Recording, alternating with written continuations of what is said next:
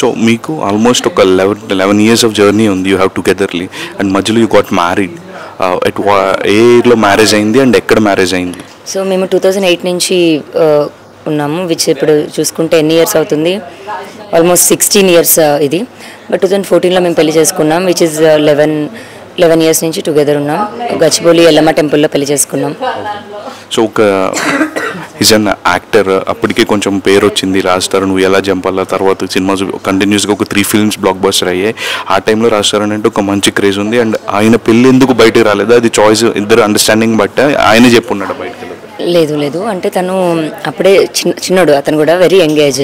అంత ఎంగేజ్లో పెళ్ళి అన్నది అంటే చెప్పుకుంటే ప్రాబ్లం అవుతుందని కాదు, వెరీ ఎంగేజ్ కదా, అంటే లవ్ మ్యారేజ్ చేసుకున్నాం అది. బట్ మా 2 familiesకి చెప్పుకున్నాము, they were happy, very happy, accept చేశారు. ఒక 4-5 yearsలో మంచిగా పెళ్లి చేసుకుందాం అనుకున్నాము.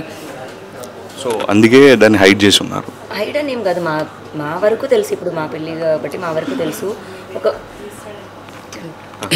మా వరకు తెలుసు. ఒక 5 years తర్వాత గ్రాండ్గా చేసుకుందామంటే డబ్బులు కూడా కావాలి కదా.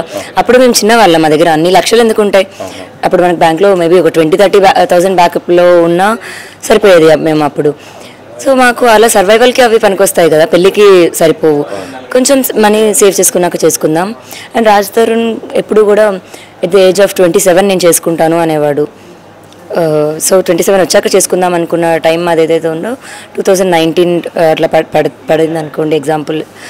తను వచ్చేలోపు మాకు ప్రాబ్లమ్స్ వచ్చాయి, కోవిడ్ వచ్చింది, 2 years పోయింది, మాల్వి మల్హోత్రా 1.5 year తీసుకుంది. అలా ఇయర్స్ ఒక 4-5 years అన్నది దీంట్లోనే పోయాయి. సో ఇంత టుగెదర్గా ఉండి ఇంత కార్డియల్గా ఉన్న మీకు ఈ డ్రగ్స్ కేసు అయితే ఏదైతే ఉందో ఒక 45 days of you are into the jail. So అలాంటి టైంలో మోరల్గా సపోర్ట్ ఇవ్వాల్సిన రాజ్ తరుణ్ ఎందుకు మీ దగ్గర లేడు? అంటే అలాంటి టైంలో సపోర్ట్ ఉండాల్సిన రాజ్ తరుణ్ నాకు హెల్పే చేయలేదు. I was alone. నేను ఒక అనాథలాగే ఫీల్ అయ్యాను, అలాగే ట్రీట్ చేశారు. మై పేరెంట్స్ వచ్చారు, వాళ్ళే షూరిటీ పెట్టి అంత బెయిల్ తీసుకున్నారు. బట్ ప్రాసెస్ తెలియదు, బికాజ్ వాళ్ళకి అంత నాలెడ్జ్ అన్నది ఉండదు కదా. నాలెడ్జ్ ఉన్న తెలిసిన అతను తప్పించుకున్నాడు. సో అక్కడ మీకు అర్థం అవ్వాలి this is pre planned thing అని. సో ఈ పర్టికులర్ టైంలో and there is news is going around that you got aborted or miscarriage something has happen for 2 times. So మీరేం చెప్తారు? ఇప్పుడు సంసారంలో అందరికీ అవుతుంటాయి కదా, హెల్త్ ప్రాబ్లమ్స్ అవ్వచ్చు, అబ్బాయి ప్రాబ్లము అమ్మాయి ప్రాబ్లమ్ ఏదైనా సరే అవుతుంటాయి కదా. అలాగే మాకు అయ్యాయి, బాధపడ్డాము. ఆ పర్టికులర్ పీరియడ్లో మూవ్ ఆన్ అయిపోయాము. బట్ ఏది జరిగినా సరే ఇప్పుడు రాజు నేను కొట్టుకునే వరకు వెళ్ళినా ఆ ఒక్క రోజే, నెక్స్ట్ డే మళ్ళీ నార్మల్ అయిపోయే వాళ్ళం.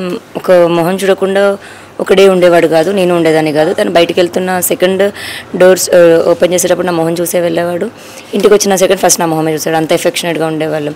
ఈరోజు మాకు ఇప్పుడు ఆర్ఫన్ లాంటి ఫీలింగ్ వచ్చింది. అండ్ పోనీ అతను ఇంకేదో కారణాలు చెప్పి ఉంటే మరి మాల్వి మల్హోత్రాతో ఉండొద్దు కదా. తను నిజంగానే తన పని తను చేసుకుంటూ ఉండాలి. బట్ మాల్వి మల్హోత్రాతో ఉంటున్నాడు అండ్ వాళ్ళు టుగెదర్ ఉంటున్నారు. అండ్ మా డబ్బుల కోసం నేను చేస్తున్నాను అంటాడు. మాకు సర్వైవల్ ఎక్స్పెన్సెస్ మాత్రమే తను ఇచ్చేవాడు అండ్ ఇప్పుడు అది కూడా ఇవ్వట్లేదు. But Raj Tarun bank statement మీరు చూస్తే 90% ఆఫ్ ద మనీ మాల్వి మల్హోత్రాకి వెళ్తున్నాయి తన ఇన్కంలో. అది నేను ప్రూవ్ కూడా చేయగలను. సో అంటే ఇదే మాట ఆయన దగ్గర చెప్పినప్పుడు ఆయన మీ వాయిస్ ఓవర్ ఒకటి రీసెంట్గా బయట మార్కెట్లో రిలీజ్ చేసి ఉన్నారు. లైక్ దే కాల్ తను చాలా ఆల్కహాలిక్, తన addicted, drugs addicted, these kind of statements he was passing on media. అంటే what was your reaction on it? So అందులో మీరు క్లియర్గా ఇంకా ఉంటే ఒక సాంగ్ ఉంటుంది అనమాట. అంటే అది యూట్యూబ్లోనే ఉండే సాంగే అనుకుంటా. ఎంతమంది ముందుకు వచ్చి అందాలు చల్లుతున్నాను ఒక సాంగ్ ఏదైతే ఉందో దానిలో బూతులు పెట్టి 3 days నా పైన నన్ను రెచ్చగొట్టి పాడాడు. అండ్ ఒక సైకోలాగా బిహేవ్ చేశాడు. అందులో నేను ఏదైతే అరుస్తున్న సౌండ్ ఏదైతే ఉందో అనుకుంటూ సారీ అది అతను నాకు 3 days నాకు చేస్తూ చూపించాడు. So when I am giving it back as a counter తను సైలెంట్గా ఉండి అది ఈ రికార్డెడ్ దట్. అది కూడా ఫోన్లో మాట్లాడుతుంది కదా, డైరెక్ట్గా మాట్లాడుతున్నాం. తన పాకెట్లో ఫోన్ పెట్టుకొని రికార్డ్ చేశాడు. And which was happen in the month of September. అది దాపెట్టుకొని ఇప్పుడు రిలీజ్ చేశాడంటే హీ హాజ్ ద ప్లాన్ కదా. And again he saying that ఆయన ఏమని చెప్తున్నారంటే she had an illegal affair with another guy called some Sai. What was it? Illegal affair కాదండి, అది కేసు. అది something no I have read some article, I don't know whether it's sorry to ask. No that's okay. ఇప్పుడు నేను already అది fight చేస్తున్నాను, కోర్టులో ఉంది case. Already బయటకు వచ్చిన దాన్ని తీసుకొచ్చి ఇతను ఏంటి మళ్ళీ నేను గుట్టు రట్టు చేశాను అన్నట్టుగా చెప్తాడు. హిడన్ది కదా చెప్పాలి. ఇంకేమైనా ఉంటే కొంచెం తెలియని ఉంటే హిడన్ ఏమైనా ఉంటే చెప్పమనండి వచ్చి. మాల్వి మల్హోత్రా ఈ టీమ్ కానీ ఏదైనా మీకు అప్రోచ్ అయ్యి మీకు థ్రెట్ అని కలిగించారని చెప్పి మీరు మెన్షన్ చేస్తున్నారు. సో ఇప్పుడు ఇంత జరుగుతుంది అండ్ ఆవిడ పేరు అయితే చాలా ఎక్కువగా వినిపిస్తుంది. సో ఈ టైంలో ఈ 1 వీక్లో మీ దగ్గరికి కానీ అప్రోచ్ అయ్యారా, లేకపోతే మీకు థ్రెట్ నేను కాల్స్ కానీ, లేకపోతే మీరు కేసు అపోజ్ తీసుకోండి ఏమన్నా బెదిరించడం కానీ, ఏమన్నా మనీ ఆఫర్ చేయడం కానీ? ఖచ్చితంగా అవుతుంది. వాళ్ళ లాయర్ నాకు మెసేజ్ చేస్తున్నారు, బెదిరిస్తున్నారు, కేసు వెనక్కి తీసుకోమని చెప్తున్నారు, 5 CR ఆఫర్ చేస్తున్నారు. 5 CR ఆఫర్ చేస్తున్నారు. సో అండ్ కళ్యాణ్ దిలీప్ శుంకర గారు is one of the famous advocate in here. And ఆయన ఎలా ఇక్కడ ఎలా స్టార్ట్ అయ్యారు అండ్ ఆయనకి మీకు ఎలా తెలుసు? సో ఆయన ఎప్పటి నుంచో చూస్తుంటాము ఆయన బ్యాటిల్స్ ఫైట్ అంతా. One of my friend mutual ఫ్రెండ్కి చెప్పాను ఇలా అని, సో తను కనెక్ట్ చేశారు. సో ఇంత జరుగుతున్నప్పుడు పేరెంట్స్ తెలిస్తే చాలా ఇబ్బంది పడతారు అండ్ మోరల్గా చాలా డిమోరల్ ఫీల్ అవుతారు. సో ఎట్లాంటి టైంలో మీరు వాళ్ళకి ఎలాంటి సపోర్ట్ ఇచ్చారు and at the same time వాళ్ళు మీకు ఎలాంటి సపోర్ట్ ఇచ్చారు? వాళ్ళు they were there from the day 1 అండి. అదేమీ హైడింగ్ది కాదు. అండ్ ఇప్పుడు కూడా అంటే ఇంత జరిగాక నేను ఏడ్చాక కూడా వాళ్ళు మళ్ళీ నా కూతురు జీవితం బాగుపడాలి, సంసారం బాగుపడాలి అని అంటారు, కానీ హార్మ్ఫుల్ పీపుల్ అయితే కాదు. అక్కడ వద్దు అనుకొని తప్పించుకొని తిరుగుతుంది వాళ్ళు. బట్ ద సేమ్ టైం మళ్ళీ రాజు నార్మల్ అయిపోతే వాళ్ళ పేరెంట్స్ కూడా నార్మలే ఉంటారు కాదన్ను, బట్ వద్దు అనుకొని తప్పించుకొని తిరుగుతుంది, పారిపోతుంది అతను. దయచేసి అర్థం చేసుకోండి. అండ్ మళ్ళీ మీ మీడియానే అవును పాపం వీళ్ళు నిజంగా అన్ని ఉన్నారు కాబట్టి కలవాలి అని ఒక మంచి పాజిటివ్ ఇంటెన్షన్ కలుపుతుంది అని నేను అనుకుంటున్నాను. మీరు అలాగే ప్లీజ్ నాకు హెల్ప్ చేయండి, కోరుకోండి, ఒక్క విష్ చాలు. సో డెఫినెట్లీ ఫైనల్గా సో రాజ్ధరన్ గారు వెనక్కి వచ్చి మేము తీసుకుంటే మళ్ళీ కలిసి ఉందామంటే ఈ కేసెస్ అన్ని వాపస్ తీసుకుని యూఆర్ రెడీ టు? నేను ఫైట్ చేసింది కూడా అతను రావాలనే కదండి. డే 1 నుంచి కూడా నాకు అతను రావాలనే. మిల్లానో డబ్బులో ఇదో కాదు, నా మనిషి నాకు కావాలి, నా మనిషి. నేను అదే అనుకుని బతికాను, నాకు అదే ప్రపంచం, నాకు అదే తెలుసు. అది లేదు అన్నది నేను అసలు ఎలా దగ్గర అదే ఉన్నాను. బట్ వద్దు అతను ఇంకా ఇంతకంటే ఇది చేయొద్దు అన్న దగ్గర మరి ఇంకా లా ఏం చేస్తుంది అన్న దగ్గర ఇంకా మరి వాళ్ళ ఇష్టం, అది నా చేతుల్లో లేదు. ఇంకా నేను విన్న దాని ప్రకారం ఇప్పుడు ఆయన మీద పెట్టిన కేసులు కానీ ప్రూవ్ అయితే he will be sentence to jail for coming 10 years. డెఫినెట్గా ఉండాలి అని అంటాను. అట్లీస్ట్ ఈ చేంజ్ మా లైఫ్లో చేంజ్ నెక్స్ట్ వచ్చే వాళ్ళకి, అబ్బాయిలకు కానీ అమ్మాయిలకు కానీ ఇంకొకరు నమ్మడానికి వీళ్ళు లేకుండా ఉండడానికి నేర్పిస్తుంది. ఇంకో అబ్బాయి అయినా సరే ఓకే ఇలా చేస్తే మనకి ఇది జరుగుతుంది, అది హీరో అయినా సరే ఎవరైనా సరే జరుగుతుంది అని ఒక ఎగ్జాంపుల్ ఉంటే పాపం మిగతా అందరి లైఫ్స్ కూడా బాగుంటాయి కదండి. Let him go to the prison and come. So Pawan కళ్యాణ్కి ఎలా వ్యతిరేకమయ్యారు ఇవన్నీ కూడా నేను మాట్లాడాల్సిన పని ఉందా ఈ సబ్జెక్ట్లో? లేదు కదా, లేదు. అలాగే ఉంటుంది. ఇప్పుడు ఈయన ఒక లాయరు, నేను ఒక లాయర్ అనుకుందాం. మీడియా కోర్టులో ఆయన 2 చోట్ల వాదిస్తున్నాడు కాబట్టి ఆయన నాకు తెలిసి సారీ టు సే ఆయన ఆవిడ కేసులో అఫీషియల్ లాయర్గా వాదించలేరు, ఎందుకంటే పర్సనల్ పబ్లిక్ ప్రాసిక్యూటర్ వాదిస్తారు. He could be an assistant him. సరే, బేసికలీ మీడియాలో ఆవిడ తరపున ఈయన వకాల్తా, మరి 2 లాయర్లు మాట్లాడుకునేటప్పుడు మీడియాలో, ఆయన లాయరు నేను లాయర్ అనుకుందాం, మీడియాలో మాట్లాడుకునేటప్పుడు లాయర్ కాండక్ట్ సర్టిఫికేట్ గురించి చర్చ జరుగుతుందా? లేదు. దీని గురించి చర్చ జరుగుతుంది. అక్కడ నా కాండక్ట్ సర్టిఫికేట్ గురించి చర్చ మొదలెట్టారు. ఇది ఎలా ఉంటుందంటే నేను దిలీప్ శంకర్ గారి పవన్ కళ్యాణ్ ఎఫ్ఐఆర్ గురించి మాట్లాడితే ఎలా ఉంటుందో అలా ఉంటుంది అనేటప్పుడు గట్టిగా గుచ్చుకుంది ఆయనకి. ఇంకా బూతులు దానికి మొదలుపెట్టారు. అదే అంటున్నాను, మీరు చేస్తే శృంగారం, అవతల వాళ్ళు చేస్తే కాదు కదా, అది పాయింట్. సో ఇంకా కొన్నాళ్ళ పాటు దీన్ని మీడియా అయితే గమనించాల్సిన అవసరం ఉంది. అసలు ఇక్కడ ఏంటి, నేను మీడియాని రిక్వెస్ట్ చేసుకునేది ఒకటే సార్, ఈ చిల్లర పంచాయతీలు వద్దు. ఓకే, ఈ తిట్లుకోవడాలు, బూతులు తిట్టుకోవడాలు, లేకపోతే బట్టలు దించుకోవడాలు, అరుచుకోవడాలు, చెప్పుతో కొట్టుకోవడాలు, ఇవన్నీ కూడా వద్దు. మీరు బయటికి రావడం మానేసేయండి పోనీ. నేను అదే అంటున్నాను, డిబేట్లు వద్దు అంటున్నాను. డిబేట్లు వద్దు, ఓకే, పాయింట్ ఉంది, నేను తీసుకొచ్చి ముందు పెడతా, చూడండి. అలాగే ముందు పెట్టారు కదా 2-3 ఛానల్స్కి వెళ్ళి. ఇప్పుడు నిన్న కూడా జరిగింది అదే కదా. అవును, పెడతానంటే కుదరట్లేదుగా అక్కడ సిచ్యువేషన్ అది. అందుకనే వేరే చోట పెట్టాల్సిన పరిస్థితి వచ్చింది. అదే నేను చెప్తున్నా, మీకు ఇలాంటి చిల్లర పంచాయతీలు కావాలా, నిజం కావాలా? నేను అడిగేది అదే, సింపుల్. లీగల్గా ఎదుర్కొంటారా లేకపోతే ఏదైతే జరుగుతుంది సార్, దానికేమి నేనేమి దొంగతనాల్లో రౌడీజం చేసి జైలుకి పోతే బాధపడాలి, కానీ ఇట్లా మంచి పని కోసం వెళ్తూ నాకు దాంట్లో. కానీ మీ ఇమేజ్కి దెబ్బ తగులుతుందేమో. ఏం లేదా అనుకునేవాళ్ళు అనుకుంటుంటారు. కొంచెం సేపు పక్కన పెడదాం, ఈ ఇష్యూని పక్కన పెడదాం.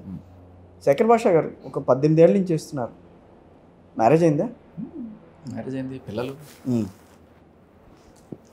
అన్నీ ఉన్నాయి వెనకాల.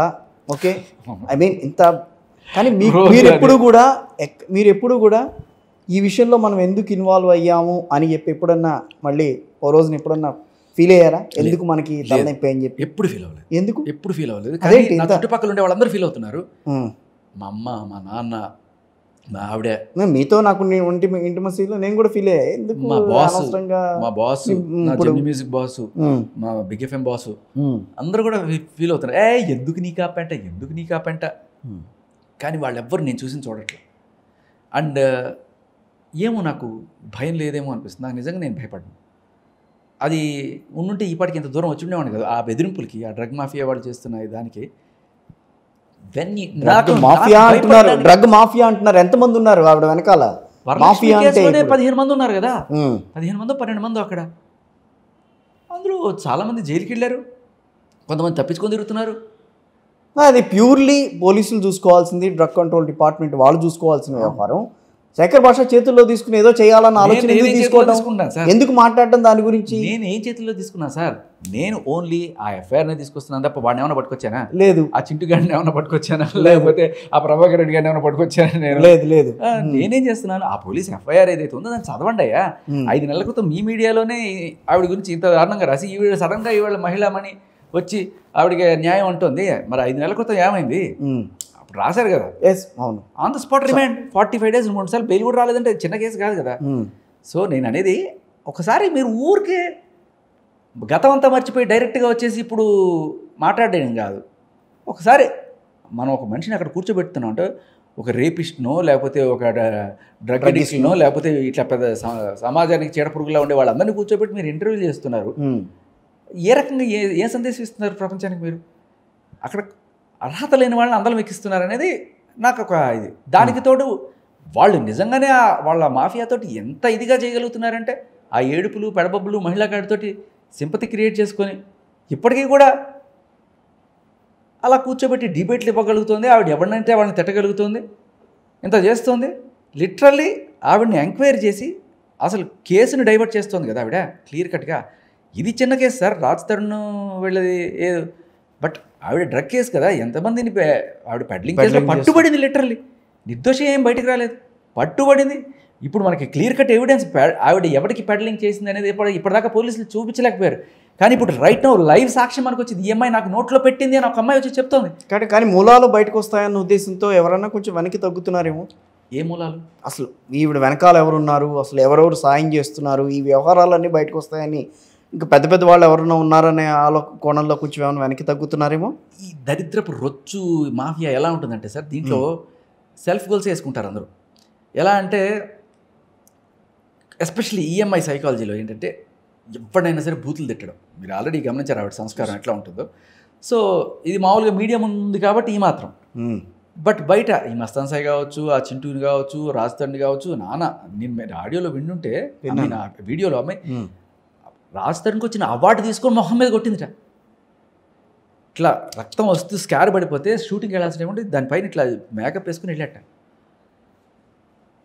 సో బేసికలీ ఆవిడ ఆ సైకోతనాన్ని ఎవరు భరించలేరు. అందరూ కూడా ఏదో రకంగా వదిలించుకుందాం అని చెప్పి ట్రై చేశారు. ఆ చింటూ ఏం చేశాడు, ఏదో రకంగా పోలీసులకి ఇన్ఫర్మేషన్ ఇచ్చి ఆవిడ పట్టించాడు. వాడు డ్రగ్ పెట్లరే, ఈవిని పట్టించేశాడు. ఆ తర్వాత అదేదో సబ్జా నువ్వు కొడితే నేను కొడతాను, ఈవిడ వచ్చి మస్తాన్ సాయిగా ఈయనే పరిచయం చేశాడు చింటూ. తర్వాత మస్తాన్ సాయితో కూడా ఇదే వాళ్ళ అమ్మని బూతులు తిట్టడం ఇదంతా చేస్తే మస్తాన్ సాయి కూడా రియాక్ట్ అయ్యి కొట్టాడు. ఓకే, రాజ్ తరుణ్ అయితే మెతక కాబట్టి ఎప్పుడు చేయి చేసుకోవాలి, బట్ మస్తాన్ సాయి కొట్టాడు. కొట్టడంతో ఈవిడ ఆ దెబ్బలు పెట్టుకుని వెళ్ళి కేసు పెట్టి. ఓకే, సో ఆ కేసు పెట్టడంలో రాసింది ఆవేశంలో మొత్తం రాసింది. అది మనకి ఇవాళ ఆధారంగా మారింది. సో బేసికలీ పాయింట్ ఏంటంటే, ఆవిడ ఏదైతే అదరగాండం ఈ సైకియాట్రిక్ బిహేవియర్ ఏదైతే చేస్తుందో దానివల్ల ఆవిడ గ్యాంగ్లోనే ఆవిడకి చాలామంది శత్రువులు ఉన్నారు. కానీ మన గుట్టు ఈవిడ ఎక్కడ బయట పెడుతుందో అని చెప్పి అందరూ కూడా ఒగ్గబట్టుకొని కూర్చోన్నారు. ఎప్పుడైతే ఒకడు ముందుకు వచ్చాడో ధైర్యంగా, ఓకే మనం వీడికి ఇవ్వచ్చు, ఇంకా ఏం కాదు అని చెప్పి బయటకు వస్తున్నారు వీళ్ళందరూ కూడా. అయితే ఆ డ్రగ్ మాఫియాలోనే ఒకళ్ళంటే ఒకళ్ళకి పడదు చాలామందికి. ఇది దాన్ని ఏమంటారంటే boon and disguise. Okay okay.